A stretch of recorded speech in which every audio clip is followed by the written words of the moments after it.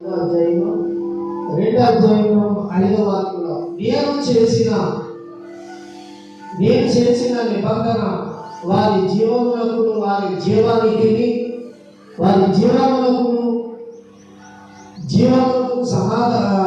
సమాధానం కారకుడైనను భయభక్తులు పుట్టించుటకై నేను వారికి ఇచ్చింది. ఎవరైతే దేవుడు ఇచ్చాడంట అడిగిన భయభక్తులు పుట్టించి వారికి ఇచ్చాడంట. వారెవరో మరి చూడాలి. వారెవరో అంటారు వాక్యాన్ని భయపడలేని ఎవరో వాక్యాన్ని మాట మనుషులు భయపడేది కాదు. ఇది వాక్యాన్ని బట్టి ఇచ్చాడంట. పరిశుద్ధాత్మ నీకే వందనాలు, నీకే స్తోత్రములు, సహాయం చేయను, మహిమ నీకే, ఘనత నీకే, జీవం మహిమ ఘనత నీకే చెల్లిస్తున్నాను. సహాయం చేయని యేసుక్రీస్తున్నాము ఎవరున్నారు. వారికి ఇచ్చి తినని కనుక వారు నా యొక్క భయభక్తులు కలిగి నా నామం విషయంలో భయము గలవారై భయం కావాలి. ఈ వాక్యానికి భయపడాలి. ఈ వాక్యానికి ఇది అందరం కాదు. ఈ వాక్యం అందరికీ భయపడి ఏరే భయాలు ఉంటాయి.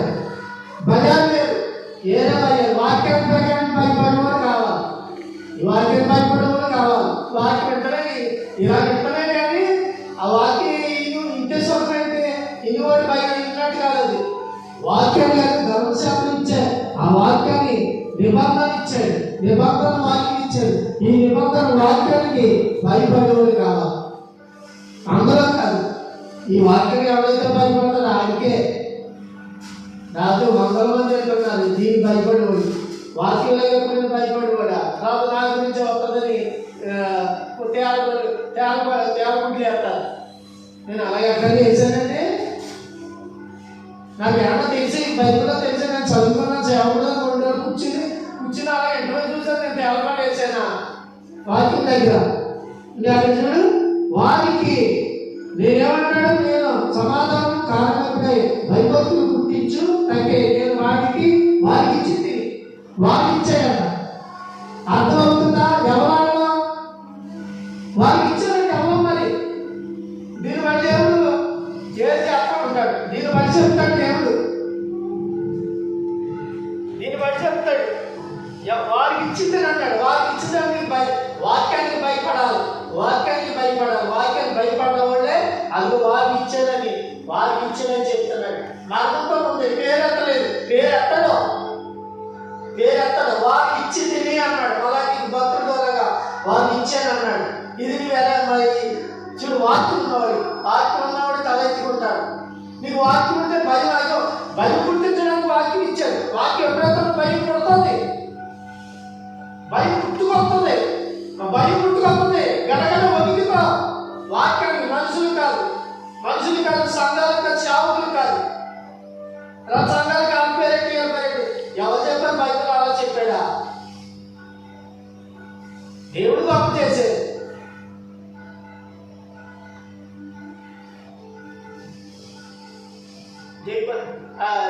దేవుడా బైబిల్లో ఎవరు మనుషుడా వాడు దేవుడా దిగొచ్చాడా? ఆకాశం దిగొచ్చి నేను నిన్ను దీవించలేనని వెళ్ళాడా? ఒక్కొక్కటి జ్ఞాపం చేసుకుంటారు. ఒక్కొక్కడే లేదు. ఆడ జ్ఞాపం చేసి దేవుడు ఏమైపోతాడా? ఆడ జ్ఞాపం చేసుకుంటేనే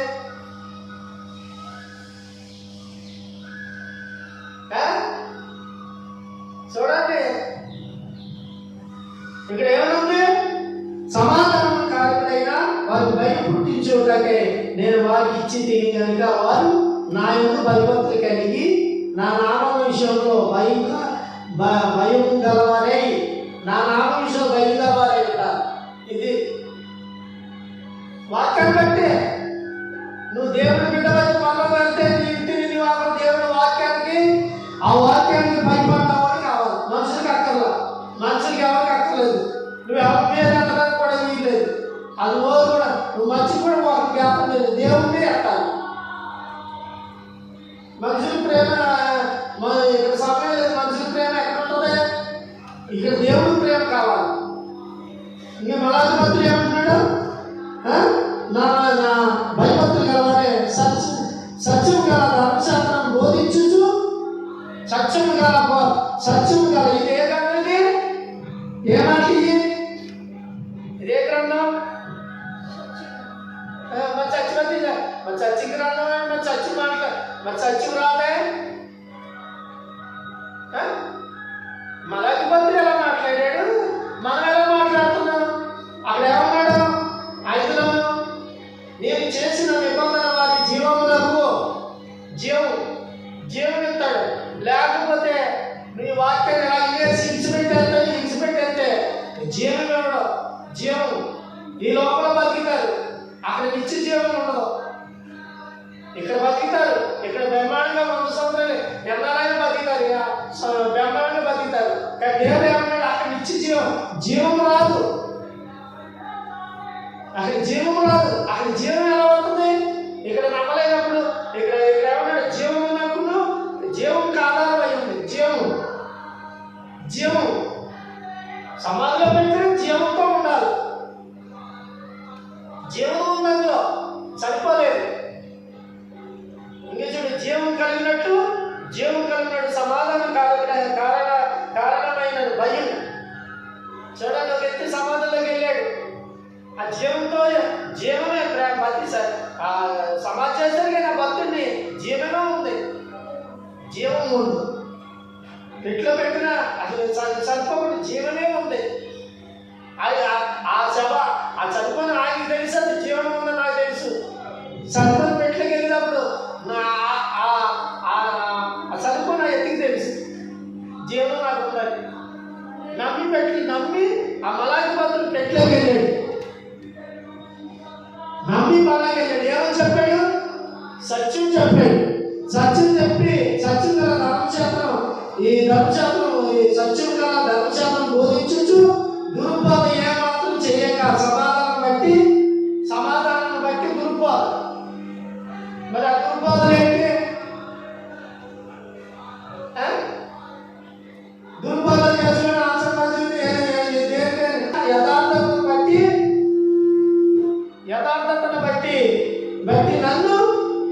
యథార్థతను బట్టి నన్ను అనుసరించి నడుచుకునే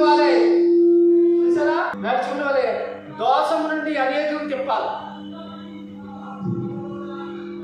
ఏం చెప్పాలి? వింటున్నావా?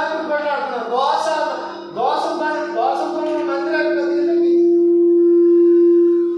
అలా చాలు. దోషం బట్టి దోషం చేస్తున్న మందిరాల్లో కూడా చెప్పాలి, అనేక మందిని చెప్పాలి. నేను అక్కడ ఏం చెప్పాను? ఇక్కడ ఏమన్నాడు? దోషంలో నుండి అనేకులను తిప్పండి, అనేకం తిప్పాలి. అలాగే దోషం చేస్తుంటే దోషం తిప్పోడి మీద బాధపడుతున్నా. ఇక్కడ అనేకం తిప్పాలని దోషంలో ఆ దోషంలో అనేక మందిని బాధపడ్డాడు. అనేక మందిని ఈ మాటలు తీసి చెప్పాలి. మాటలు తీసి సేవకుడైనా సరే ఈ వాక్యం తీయాలి. ఆ సేవకుడు ఏదో వాక్యం తీయాలి. వాక్యం తీసి చెప్పాలి. నువ్వు తీయమని మరి వెళ్ళి ఏం చేస్తావు చెప్పాక కంటెస్ట్ బతికి నువ్వు ఆ దోషం తీయలేదనుకో, ఆతో పాటు నిన్ను కూడా ఆ దోషంలో కట్టేస్తాడు. ఆ గుంపులో తోసేస్తాడు. నిన్ను ఆ గుంపులో తోసేస్తాడు. నువ్వేం తీయాలి?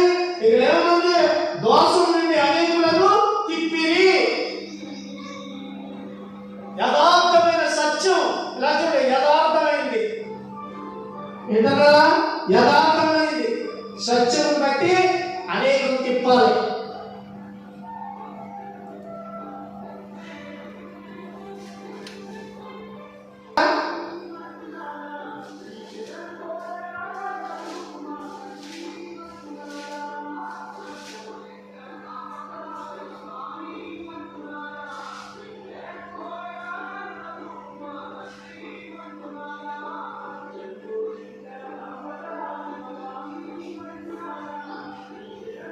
ఐగుప్తులో